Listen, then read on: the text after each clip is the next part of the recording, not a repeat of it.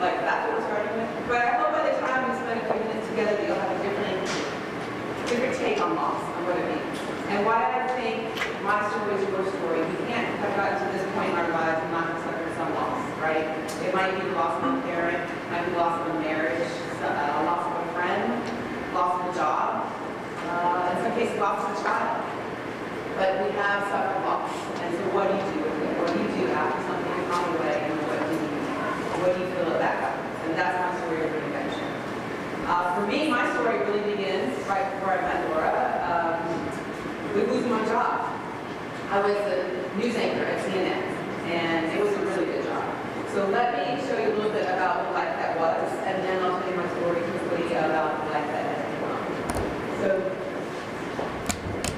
you might have seen me. I was on CNN for 12 years. I was a news anchor. I was a late morning news anchor. If news was happening, I was there. If you're going to do news, it's the place to be. I'm sure a lot of people watch CNN in the last year or so, not throughout your entire media life. So I did that. I was a news anchor. I covered war. That's in Kuwait, chasing Saddam's missiles. Covered the Oscars. Since we're pretty much really a few dudes in here, like just the ladies, I will tell you, it takes about 4 hours to get to look like that. And there's taping places that I can explain to you privately. But it was a great opportunity. So you cover war, you cover the Oscars, you have opportunities to cover some of the biggest stars. It's like the ultimate pop quiz because you don't know who's going to come down the red carpet and you don't have a chance to be live. I traveled Africa with Bono for 2 weeks. This is an example of one of the great sacrifices I made in my career. Somebody had to go. I went with Bono and Treasury Secretary Paul O'Neill, and we went to democracies that were working throughout Africa. One of the highlights of my news career, because that's what it's like to hang out with Bono for 2 weeks. So it was a wonderful job, but change happens. It does. And I was on the set one day after 12 years, and I was doing breaking news. It was about like that kind of situation.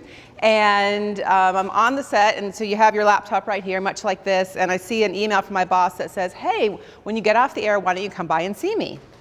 And I was sure he was telling me to come by to tell him, he was going to tell me what a great job I did on breaking news that day. And for the record, I did a great job on breaking news that day. However, that's not why he was telling me to come by. He was telling me to come by because he was not going to renew my contract. And a little unusual, when you're on air, usually the day you find out you're not going to be renewed is the day they have a security guard on the other side of the boss's office escorting you out.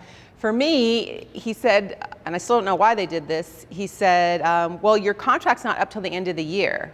He's like telling me this a year in advance. And I would really like you to play out your contract. We have no plans to take you off the air. I don't think I do, I'll let you know. So every day I came to work for the next 9 months, I didn't know if that was going to be the last day at the place I'd spent 12 years of my life. Certainly not a happy time, but also a gift, because I didn't walk out of there going, wow, I feel so great about what's going to happen next. It gave me time to grieve, to think about what was going away, and then it also gave me time to think about what was coming next.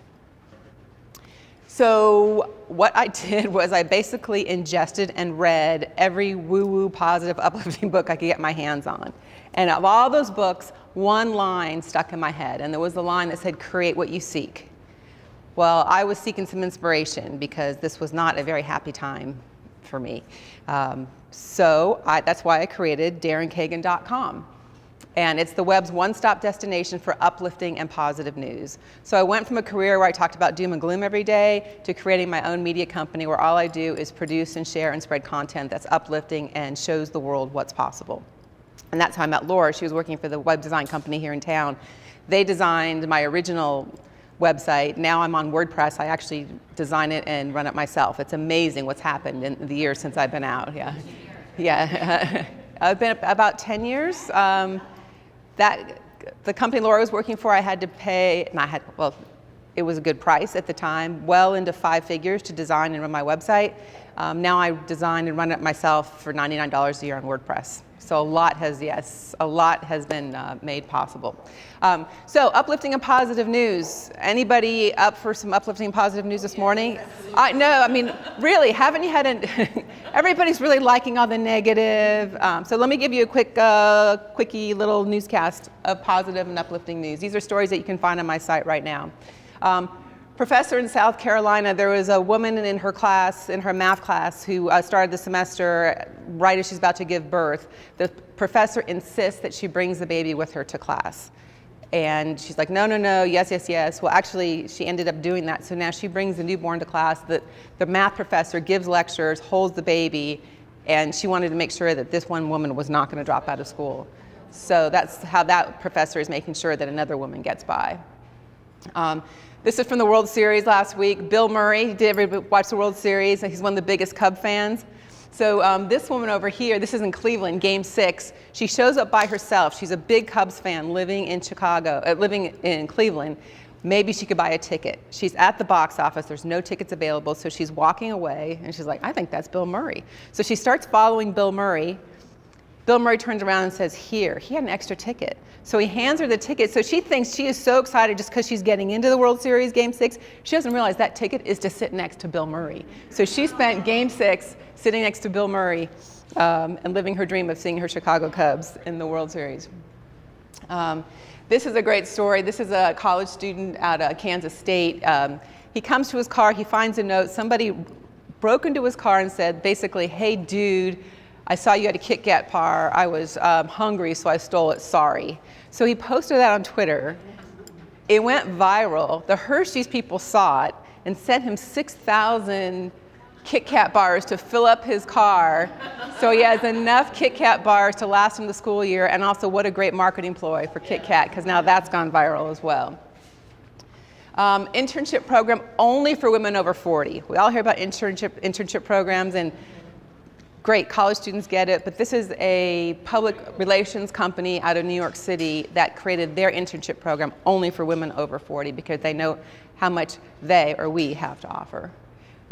Divorced couple became successful business partners together. They actually they didn't work out in the marriage, but they get along as co-parents. And when it came along to special occasions, like holidays or birthdays, Hallmark's not making a card for them, so they went into business together and have created this successful greeting card company that creates greeting cards for your ex. Like, how do you say Merry Christmas? And they're getting along as business partners.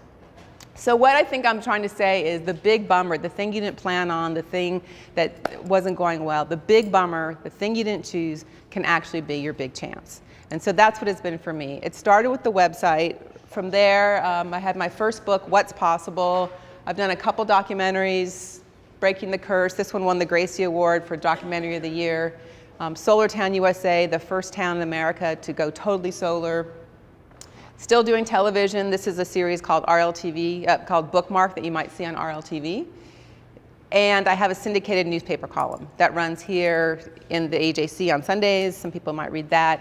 Cox Newspapers, which owns the AJC, runs it in their papers all across America. And that's actually what makes it my book, this latest book, Hope Possible. It's 80 of my most popular columns.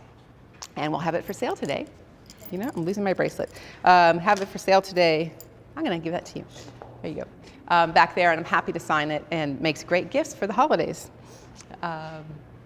So the second part of my story, I want to introduce you to my people. So when I left CNN and lost my job, this was not the life that I planned. And I think many of us have been at that point. Like, I've worked for so many things. So I was my early 40s. I didn't have a job. I'd never been married. I'd never had kids. You're like, okay, what's the lady with no kids doing at the MomFair? Let me explain.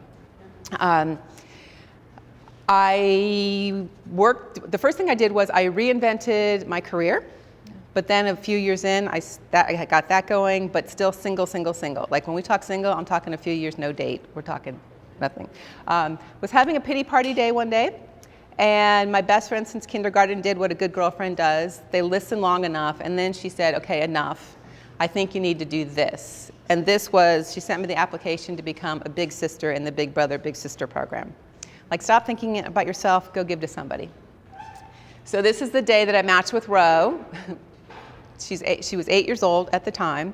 Signed up thinking I'm gonna do like, you know, what big sisters ask of you. A couple times a month you get together, you go to a movie. Well, you know, you bake cookies. Then we started taking trips together. This was her first airplane ride. We walked into Hartsfield, right by where the carousel is, you know, and she's like, look at that. I said, yeah, that's where the luggage comes out. She was just so excited about that. Then we're about to get on the plane, and she goes, Daryn, you said this was an airport. I go, yeah. She's like, it's a train station, it's an art museum, and it's a shopping mall. And she's right. Like, you know, when you go through the airport, we don't see all those things anymore. Well, she turned out to be my lucky charm. I really believe that she opened my heart, because a year after I matched with her, I met him. Single dad, raising his young daughter by himself because his first wife had passed away. We dated for a couple years, got married. The girls were our bridesmaids. The next step was I adopted his daughter, so I became legally a mom. A different way of becoming a mother. And then, just to make the whole family complete, something we didn't completely plan on but has been wonderful, Ro, the little 8-year-old you saw, now actually lives with us full time. Yeah, so that's our family. So talk about reinvention. I went from single, never married, to married with 2 teenage girls who would shoot me if I showed you that picture because it's not the most current. That's more what they look like now. So that's my family. And I want to wrap up by saying, so this is the column. I'd like to read you one of my columns from my book that give you an idea of what I write about. So when I got this column, it was to be about overcoming obstacles, right? So I turned in a column the first time, and they go, well, that's nice, that's about somebody else, and that's an article. We want something about something that you have faced, something, or how a story touches you. So now over the years, this has become very personal. And I ended up kind of sharing my journey. The column first came about the time that I started dating my now husband. So I picked this one because it's about being a mom. I wrote it on my first Mother's Day. But also, one thing that I've learned along the way is things that you think are good or bad shift with time. It gets harder and harder to see what's good and bad. What was bad the day that I found out I lost my job was really bad. It turns out to be one of the best things because all these other things wouldn't have happened for me. But I've also come to realize that when good things happen, sometimes it might not be good for somebody else. So I will wrap with this. It's called Thinking of Someone Special on My First Mother's Day. I couldn't find my good glasses, excuse the purple lady ones. I think about her every day. We are forever linked through one of the greatest joys of my life, and I'll never be able to tell her. That's what I find myself thinking about on this, my first Mother's Day as a mother. I'll never be able to say thank you to the woman who started the job I'm blessed to continue. She's my daughter's other mother. I've shared in this column how I've recently come to motherhood in a rather unconventional way. A few years ago, I started dating a single dad who was raising his daughter alone. She was 8 years old when her mom died, 11 years old when we met. Last summer, her dad and I got married, and this spring, we completed our adoption. There are no step, half, kind, or any other qualifiers in our home. I'm a full-fledged, lunch-making, laundry-folding, carpool-driving, full-time mother. Though I like to joke about the drudgery, the truth is being a mom is a lifetime wish I'd long ago let go coming true. And yet I never forget the bittersweet twist for my daughter's first mother. Her loss, the loss of her young life, ends up being my gain. I'm clear that I'm not here to replace her. Rather, this motherhood journey is one I will forever share. I watch old family videos and I see my daughter learning to walk, lunging into her mother's arms. I hear them giggling as she calls dinner chicken stoob instead of chicken stew. When she pats her mother's throbbing head, saying, "Mommy has a hairache." If I could meet my daughter's other mother, I would share that when my husband tells our girl that she has a trait and you get that from mommy, or that's just like your mom, she lights up with pride. And we all know who he's talking about, and it's not me. And I'm fine with this. Motherhood and my motherhood bucket already overflows with so much more than I ever thought I'd get to experience. I'm now the one to tuck her in at night, to talk about boys, to shop for her dress for the upcoming end of school year dance. That's she and I cuddling on the couch as we watch American Idol. That was my lap she was sitting on a few weeks ago when I let her steer the car down our quiet street. You are definitely gonna be the one to teach me to drive, she announced, assessing who will be calmer, me or her father. Those are the joys that I get instead of her mom who left too soon. My school bus driver thinks that I look more like you than like Daddy, she shared one day recently, seeming to relish the connection between us. And we got a big giggle out of that one because we truly look nothing alike.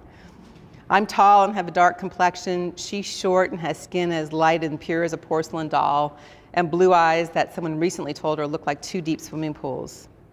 The truth is, the one she looks like the most right now is her grandfather, her pops, her other mother's father. As she grows, she's looking more and more like the beautiful young woman I see in the photo that hangs in her bedroom. It was the first photo I hung, I always lose it here, when we moved in together last summer. I like to have pictures of people I love hanging in my home, I explained to my new daughter.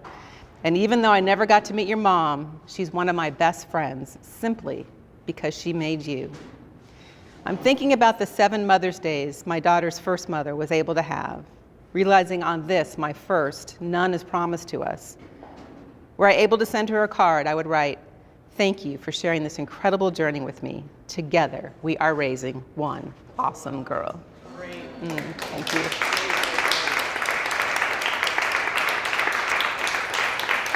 So on that, I'll be around all day. I would love to meet you and hear your stories. I have my book back there. I also have a sign-up sheet. My website, I send out a free email newsletter once a week if you would like 5 uplifting stories just to come into your email box, usually Mondays or Tuesdays, depending on how the mom stuff is going.